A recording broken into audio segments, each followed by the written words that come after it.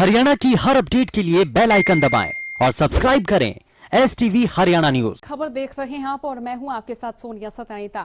खबरों की शुरुआत करते हैं कुरुक्षेत्र की एक खबर के साथ। आपको बता दें कि खेल राज्य मंत्री संदीप सिंह कुरुक्षेत्र पहुंचे, जहां पर उन्होंने ये कहा कि लोग ज्यादा से ज्यादा रक्तदान करें और इसी बीच वो रक्तदान कैंप में भी पहुंचे, जहां उन्होंने एक कोरोना से ठीक होने वाले मरीजों को प्लाज्मा डोनेट करने की अपील की। वहीं दूसरी ओर 3 अध्यादेशों के मामले में कांग्रेस और इनेलो पर किसानों को भड़काने का आरोप भी लगाया। उन्होंने कहा कि विपक्ष किसानों के साथ तीनों अध्यादेशों पर राजनीति कर रहा है। उन्होंने आगे कहा कि 3 अध्यादेश किसानों के हित के लिए हैं और इससे किसानों को फायदा होगा, इसीलिए 16 तारीख को संसद के पटल पर इस अध्यादेश को रखा जा रहा है।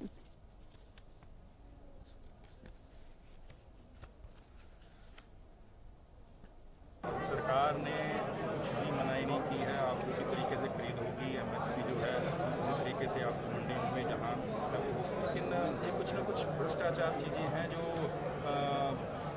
मैं कह सकता हूँ कि अंधेरे में लेके जाते हैं, गलत मैसेज देते हैं और समाज में जो एक शांतिपूर्वक जी रहा है उसको अशांति फैलाने के कारण कर रहे हैं। और बहुत से किसान सहमत हैं इसमें कि ये लोग अशांति फैला रहे हैं। 3 अध्यादेशों के खिलाफ लगातार प्रदेश के किसान विरोध प्रदर्शन कर रहे हैं और किसान संगठित होकर इन 3 अध्यादेशों को वापस लेने की बात कह रहे हैं। इसी बीच गोहाना में भारतीय किसान यूनियन के बैनर तले किसान SDM ऑफिस के बाहर इकट्ठे हुए। इस दौरान प्रधानमंत्री के नाम SDM को ज्ञापन भी सौंपा गया। किसानों ने कहा कि सरकार इन अध्यादेशों को तुरंत वापस ले।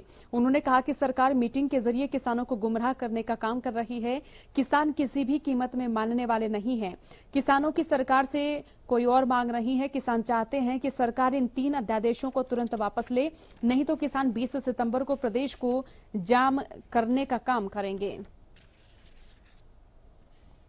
आज जो SDM महोदय को माननीय देश के प्रधानमंत्री के नाम ज्ञापन दिया गया है किसान यूनियन के द्वारा, और जो 3 अध्यादेश है उनके बारे में बताया गया है, ये अध्यादेश हमारे को नहीं चाहिए।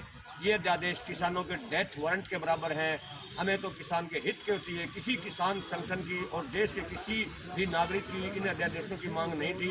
ये अध्यादेश हमारे ऊपर जबरदस्ती ना थोपे जाए और हमारी मांग है कि इन अध्यादेशों को तुरंत वापस किया जाए और इन अध्यादेशों में एक लाइन और शामिल कर दी जाए।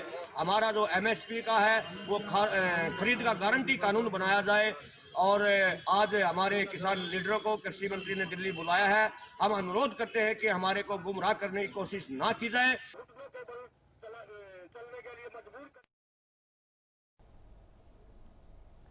प्रदेश में कोरोना का कहर लगातार जारी है। दिन प्रतिदिन कोरोना के आंकड़ों में लगातार वृद्धि हो रही है और कोरोना से आम लोग हों या फिर खास हों संक्रमित होते जा रहे हैं। बीते दिनों गुरुग्राम में कोरोना के 1000 से ज्यादा मामले सामने आए और जिसके बाद कोरोना का आंकड़ा 15,000 को भी पार कर चुका है। हालांकि राहत की बात यह है कि रिकवर होने वाले लोगों की संख्या में भी इजाफा हो रहा है, जिसके चलते स्वास्थ्य विभाग को थोड़ी राहत मिली है। हालांकि CMO ने कहा है कि लोगों में जागरूकता की आवश्यकता है और जब तक लोगों में जागरूकता नहीं होगी तब तक कोरोना पर लगाम नहीं लगाई जा सकती है।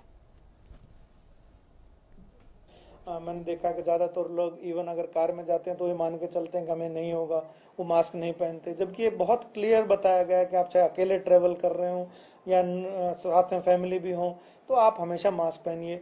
मैं आपको देखिए नाम तो नहीं डिस्क्लोज करना चाहिए और एक एज पर पॉलिसी या रूल्स हैं। हमने ऐसी फैमिलीज देखी हैं जो दूसरे जिले से चल के यहाँ इलाज के लिए आए, क्योंकि गुड़गांव में काफी इलाज की जो है सुविधा और फैसिलिटीज उपलब्ध है। लेकिन जब वो आए तो सिर्फ फैमिली का एक मेंबर पॉजिटिव था, लेकिन उन लोगों ने कोई प्रिकॉशंस नहीं ली। सेम गाड़ी में ट्रेवल करके जब वो लोग आए तो पूरी फैमिली यहाँ पॉजिटिव हुई है। प्रदेश में कोरोना का कहर लगातार जारी हो। इसी बीच पंचकुला में भी कोरोना के आंकड़ों में लगातार वृद्धि हो रही है। आंकड़े लगातार बढ़ते हुए नजर आ रहे हैं। हालांकि चिकित्सकों की ओर से लोगों को अपील भी की जा रही है कि वो तमाम हिदायतों का पालन करें। पंचकुला में 216 नए कोरोना संक्रमित मरीजों की पुष्टि हुई है और कोरोना से 2 लोग अपनी जान भी गंवा चुके हैं। आपको बता दें कि नागरिक अस्पताल में डॉक्टर मनकीरत ने पुष्टि करते हुए बताया कि ये 216 कोरोना संक्रमित मरीज पंचकुला के अलग अलग इलाके और सेक्टरों से शामिल हैं। साथ ही कुछ कोरोना संक्रमित मरीज दूसरे जिलों और राज्यों के भी हैं। इस दौरान उन्होंने बताया कि स्वास्थ्य विभाग ने सभी कोरोना संक्रमित मरीजों को आइसोलेशन वार्ड में भर्ती करा दिया है। इसके साथ ही सभी कोरोना संक्रमित मरीजों के परिजनों को भी आइसोलेट करने की प्रक्रिया जारी है।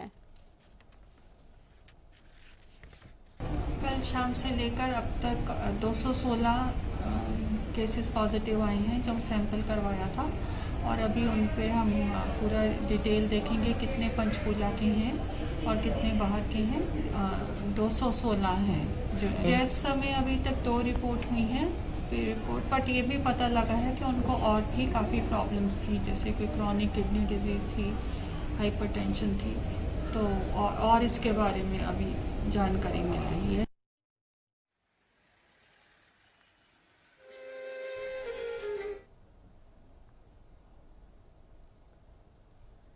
एक और जहां 3 अध्यादेशों को लेकर किसान विरोध प्रदर्शन कर रहे हैं, तो वहीं दूसरी ओर बिजली विभाग के कर्मचारी भी ऑनलाइन ट्रांसफर पॉलिसी को लेकर विरोध प्रदर्शन कर रहे हैं। फरीदाबाद में भी ऑनलाइन ट्रांसफर पॉलिसी को लेकर बिजली निगम के चारों डिवीजनों में बिजली कर्मचारियों ने प्रदर्शन किया। बिजली कर्मचारी ऑनलाइन ट्रांसफर पॉलिसी से नाखुश हैं, जिसके चलते भारी संख्या में कर्मचारियों ने सरकार के खिलाफ रोष जाहिर किया। इस दौरान कर्मचारी नेता भी प्रदर्शन में मौजूद रहे। कर्मचारी नेताओं का कहना है कि प्रदेश में ऑनलाइन ट्रांसफर पॉलिसी को लागू नहीं होने देंगे। इसके विरोध के लिए चाहे कर्मचारियों को सड़कों पर ही क्यों ना उतरना पड़े। सरकार की ऑनलाइन तबादला नीति है, उसके खिलाफ हमारा विरोध चल रहा था, क्योंकि ऑनलाइन जो तबादला नीति है वो हमारे महकमे के कर्मचारियों के हित में नहीं है, उनके हादसा होने का खतरा। और ये हमारा कार्यक्रम पूरे हरियाणा में चला हुआ है, और आज फरीदाबाद में हमारी चारों डिवीजनों पर ये प्रोग्राम हुआ है। साथियों ने इसका विरोध जताया है, और सरकार कोई भी इस कदम को उठाती है तो कर्मचारियों के हित में ना देखते हुए हम इसका पूर्ण विरोध करेंगे।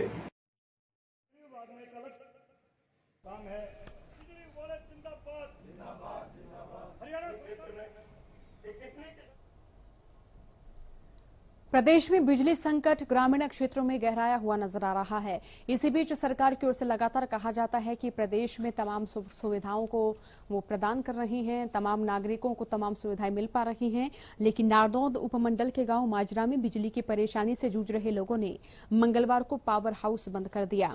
ग्रामीणों का कहना है कि हमारे गांव ने इस पावर हाउस के लिए जो जमीन सरकार को दी है वो बिल्कुल फ्री दी है। सरकार ने हमसे वादा किया था कि आपके गांव को 4 घंटे ज्यादा बिजली दी जाएगी। अब ग्रामीणों का आरोप है कि 4 घंटे ज्यादा बिजली तो क्या, जो बिजली पहले आती थी वो भी समय पर नहीं आ रही है।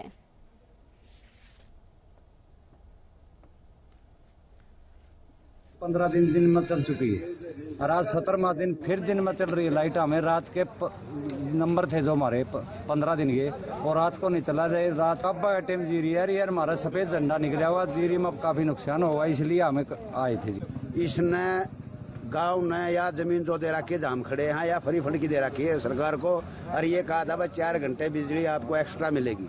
उस एक्स्ट्रा तक गई, फ्री फंड क्यों है? हमारा आगे कौन मिल रहा लोड है, उसके लिए एक नया ट्रांसफार्मर के लिए प्रोविजन किया गया है, और वो 10 दिन में हमारा काम हो जाएगा। और वो काम होते ही यहाँ पे लोडिंग प्रॉब्लम है, और लोडिंग वो खत्म हो जाएगी। लेकिन जब तक हम समाधान करें इनका, क्योंकि ये पिछल नहीं पा रही है इसके साथ, तो एडजस्टमेंट करेंगे, उसके साथ उसके अकॉर्डिंग जो है इनका समाधान निकाल दिया जाएगा। ऐसा उसमें जो है फ्री में जमीन दी है, उसके लिए कुछ नियम और कानून है, ठीक है। उसमें मेरा काम जगम गाँव भी आता है एक, तो ठीक है, उसमें 24 घंटे बिजली दी जाती है, लेकिन उसमें यूँ है कि सारे मीटर्स बाहर आएंगे, ठीक है, उसमें केबल डलेगी, और उसमें लॉसेस कम होने चाहिए, ठीक है। उसके अकॉर्डिंग जो है हम सभी को सुविधाएं दे रहे हैं। और प्रदेश में परिवहन व्यवस्था दोबारा सुचारू रूप से संचालित की जा रही है, लेकिन इसी बीच रोडवेज विभाग अभी घाटे से ही जूझता हुआ नजर आ रहा है। खबर अंबाला से बता दें, जहां रोडवेज डिपो की वर्कशॉप में कार्यरत अप्रेंटिसों को 8 महीने से वेतन नहीं मिला है, जिसको लेकर उन्होंने रोडवेज डिपो मैनेजर के कार्यालय के बाहर हड़ताल की। इस दौरान उन्होंने आरोप लगाते हुए कहा कि न तो मैनेजर से मिलना दिया जाता है और न ही वेतन मिलता है, बार बार निकालने को लेकर धमकाया जाता है। और वहीं उन्होंने कहा कि जब तक वेतन नहीं मिलेगा काम नहीं करेंगे। हमारा डिपो मेरी अप्रेंटिस लगी हुई है, ये मेरे साथ में जो लगे हैं भी अप्रेंटिस पे हैं सभी, इन्हें क्या स्टाइफंड नहीं आ रहा जी। हमारा 8 महीनों से 1 महीने की सैलरी दे के फिर हमसे कह देते हैं कट लग रहा है, हमारी सैलरी नहीं दे रहे हैं, हमको आते हैं फिर लार लगा के चल भेज देते हैं हमको, हम यहाँ इसलिए बैठे हैं हमारा स्टाइपेंड दो, नहीं तो हम कोई काम नहीं करेंगे, नहीं वरना हमको घर भेज दो, हमको ये लिख के दे देंगे हम। फिर जीएम से आन दो, जीएम से हमें मिलने नहीं दे रहे हैं, कह रहे हैं जीएम नहीं वो गई है, वहाँ गई है एसडीएम है, वो ये फलाना ढिगड़ा, हमको धमकियाँ दी जा रही हैं, दबाव डाला जा रहा है हम पे, काम इतना लिया जा रहा है कि हमको सैलरी देनी, हम सैलरी तुम्हारे हमारा हक मांग रहे हैं। फतेहाबाद गांव के चंद्रावल गांव में कई महीने पहले हुई ब्लाइंड मर्डर की गुत्थी को पुलिस ने सुलझा लिया है और इसी बीच आपको बता दें कि पुलिस ने 24 घंटों में ब्लाइंड मर्डर की गुत्थी सुलझा ली है। पूरे मामले को लेकर डीएसपी अजय सिंह ने बताया कि मृतक बलबीर सिंह और आरोपी ने गांव में कुछ जमीन ठेके पर ले रखी थी। अलग अलग जमीन के टुकड़ों पर अच्छी फसल के बंटवारे को लेकर दोनों में कुछ विवाद हो गया और वहीं आरोप है कि इस विवाद के चलते आरोपी प्रमोद ने अपने पार्टनर बलबीर की हत्या कर दी और फिलहाल पुलिस आरोपी को हिरासत में ले चुकी है और उससे पूछताछ कर रही है।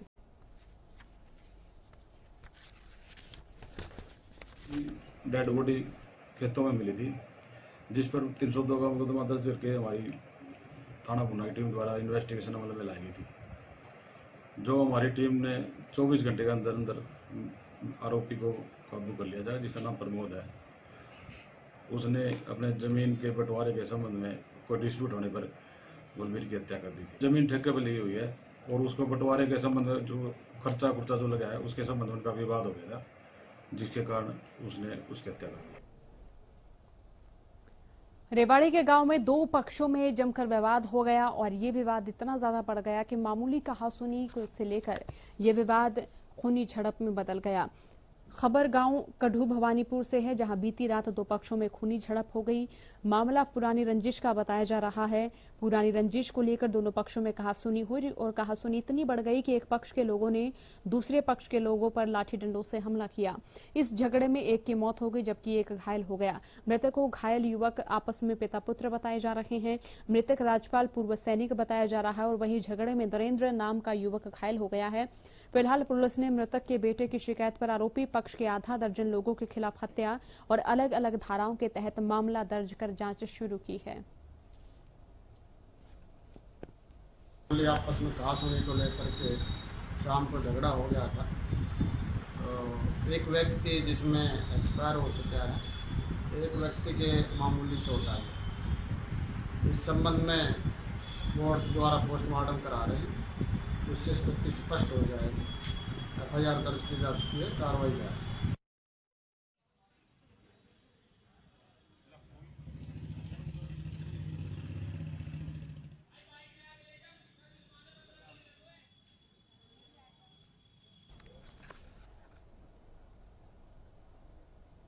एसोसिएशन का चुनाव 1 अक्टूबर को किया जाएगा। आपको बता दें कि हरियाणा चंडीगढ़ बार काउंसिल के दिशा निर्देश के बाद सोहना बार एसोसिएशन का चुनाव 1 अक्टूबर को किया जाएगा। चुनाव प्रक्रिया सुबह 9 बजे से दोपहर 2 बजे तक ऑनलाइन होगी। इस चुनाव में करीब 350 अधिवक्ता ऑनलाइन ही वोटिंग कर बार प्रधान, सचिव, उप प्रधान के साथ अन्य पदाधिकारियों का चुनाव करेंगे। चुनाव लड़ने वाले पदाधिकारियों ने भी सोशल मीडिया के माध्यम से अपना चुनाव प्रचार शुरू कर अधिवक्ताओं से वोट की अपील की है। बार काउंसिल हरियाणा पंजाब के दिशा निर्देश अनुसार हमारा जो चुनाव है वो ऑनलाइन होगा, जो 1 अक्टूबर को निर्धारित किया गया है, जिसका समय 2 बजे से 9 बजे तक होगा। ऑनलाइन ही वोट पड़ेंगे। एक ही इनरोलमेंट रजिस्टर्ड होगा। फोन नंबर से बार काउंसिल से ऑनलाइन लिंक जोड़ा जाएगा, उसके अकॉर्डिंग ही वोट डाल पाएंगे एडवोकेट्स।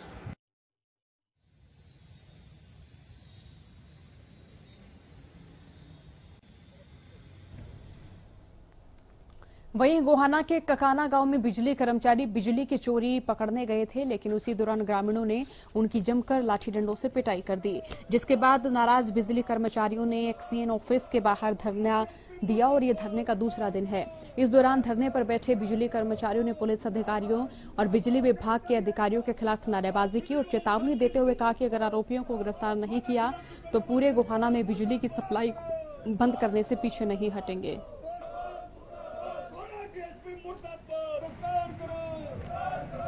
अपना प्रदर्शन है ये उन दोषियों के खिलाफ है जिन्होंने हमारे जेईओ के साथ, काफी कर्मचारियों के साथ हमारी झगड़ा किया और 5-6 दिन हो गए लगातार, आज तक उनकी गिरफ्तारी की कोई आश्वासन नहीं दिया है। हालांकि अभी हमारे एक्शन साहब आश्वासन देकर गए हैं, शाम तक उनकी गिरफ्तारी हो जाएगी। एसपी साहब से बात हुई है, एसएचओ सदर से बात हुई है, लेकिन फिर भी हम इसलिए रुके हुए हैं क्योंकि सरकार ने अब तक कोई हमारी सुध नहीं ली। यहाँ के प्रशासन है, पुलिस प्रशासन है, डीएसपी है, उन्होंने कम से कम यहाँ तक हमारे तक आने की भी जहमत नहीं समझी। यहाँ के प्रशासन है, यहाँ का जो एसएचओ है, कोई आश्वासन नहीं दिया। भिवानी रेलवे स्टेशन पर कोरोना के मद्देनजर सभी कार्य डिजिटल तरीके से संपूर्ण किए जा रहे हैं और इसी बीच आपको बता दें कि स्टेशन के एंट्री गेट पर एक ऐसा कैमरा लगाया गया है जिसके पास से गुजरने पर व्यक्ति के टेम्परेचर की जांच की जाती है। और वहीं भिवानी रेलवे स्टेशन से गोरखधाम सुपरफास्ट एक्सप्रेस के बाद अब कालिंदी एक्सप्रेस को भी शुरू कर दिया गया है। उत्तर पश्चिम रेलवे ने नीट परीक्षा को ध्यान में रखते हुए भिवानी से बठिंडा और भटिंडा से श्रीगंगानगर के बीच एक्सप्रेस गाड़ी चलाने का फैसला लिया है। कोरोना काल में रेलवे की ओर से यात्रियों की सुरक्षा के पूरे बंदोबस्त किए गए हैं। स्क्रीनिंग कैमरा लगा है, इससे जो भी यात्री प्लेटफार्म पे एंटर करेगा पैसेंजर, उसका थर्मल स्क्रीनिंग हो जाएगा, जिसका कि स्क्रीन पे आके पता लग जाएगा। कोई टेम्परेचर किसी का ज़्यादा हुआ तो भी पता लग जाएगा, नॉर्मल होगा तभी सबकी स्क्रीनिंग करके ही वो अंदर आएंगे। तो सर अपने कालिंदी चलने के बाद कोई और भी ट्रेन चलने की संभावना सर? अभी कोई इस बात का कन्फर्म नहीं है।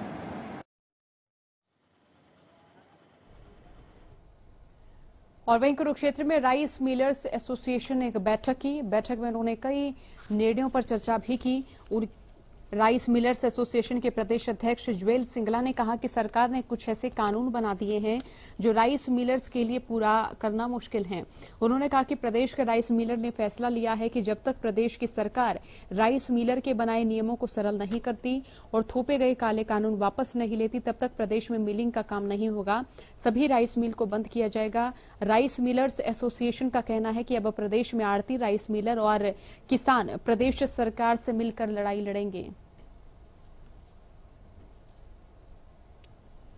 अगला जीरी का सीजन सिर पे है और सरकार ने कुछ ऐसे कानून बना दिए हैं जो राइस मिलर के लिए पूरा करना मुश्किल है। ऐसे में हमने ये निर्णय लिया है, जब तक सरकार उन नियमों को सरल नहीं करती और जो ये काले कानून उन्होंने बनाए हैं उनको वापस नहीं लेती, हम मिलिंग का काम नहीं करेंगे। हम अपने मिल बंद कर लेंगे। सरकार को सोचना चाहिए कि इतने मंदी का दौर चल रहा है, हर आदमी बेरोजगार है, काम नहीं है मार्केट में। ऐसे में अगर जो लोग काम कर रहे हैं उनको भी काम करने नहीं दिया जा रहा है, ये बहुत बुरी बात है। तो हमारा तो यही कहना है कि सरकार मिलरों की बात ध्यान से सुने, उसको माने।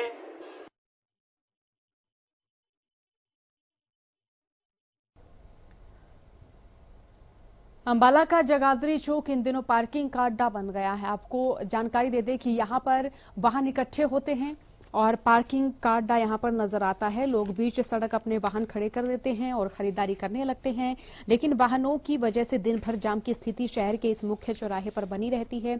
इसी बीच लंबे समय से मिल रही शिकायतों पर अंबाला की ट्रैफिक पुलिस ने कार्रवाई की और यहां बीच सड़क खड़े वाहनों के चालान काटे। इतना ही नहीं, पुलिस ने मौके से बीच सड़क खड़े वाहन को इंपाउंड भी किया। इस मौके पर पुलिस अधिकारियों ने बताया कि यहां लोगों को पहले भी समझाया जा चुका है, बावजूद इसके लोग सड़कों के बीचों बीच अपने वाहन खड़े कर जाते हैं और उन्हीं पर कार्रवाई की गई है। पुलिस की माने तो ये कार्रवाई भविष्य में भी ऐसे ही जारी रहेगी। लोगों को हम जागरूकता अभियान के तहत लोगों को वार्निंग देकर पहले भी समझाते हैं कि भी बाजार में जब भी कोई शॉपिंग के लिए आता है तो कहीं पार्किंग में गाड़ियां खड़ी करें अपनी। लेकिन ये जगाधरी गेट पे, घंटाघर चौक पे लोग रॉन्ग पार्किंग में गाड़ियां खड़ी कर जाते हैं, जिनके हमने चालान किए हैं और आगे भी चालान किए जाएंगे और ये अभियान आगे भी चलेगा, चलता रहेगा जी।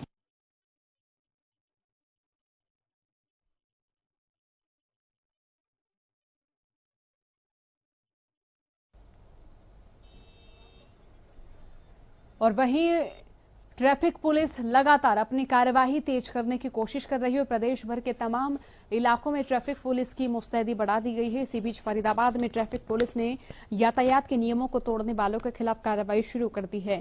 इसके लिए पुलिस चौक चौराहों पर लगे सीसीटीवी की सहायता ले रही है और नियम तोड़ने वालों के ऑनलाइन चालान काट रही है। ट्रैफिक पुलिस ने इन कैमरों के साथ स्पीकर भी लगाए हैं। इन सभी कैमरों के लिए सेक्टर 20 में एक आधुनिक कंट्रोल रूम भी बनाया गया है, जहां 24 घंटे कर्मचारी अपनी पैनी निगाह रखते हैं। हार्डवेयर चौक पर तैनात ट्रैफिक के जोनल ऑफिसर ने बताया कि स्मार्ट सिटी के चलते शहर के ट्रैफिक पर निगाह रखने के लिए हर चौक चौराहे पर आधुनिक सीसीटीवी और स्पीकर लगाए गए हैं, जिनकी सहायता से ट्रैफिक के नियमों के उल्लंघन करने वाले वाहन चालकों पर पैनी नजर रखी जा रही है।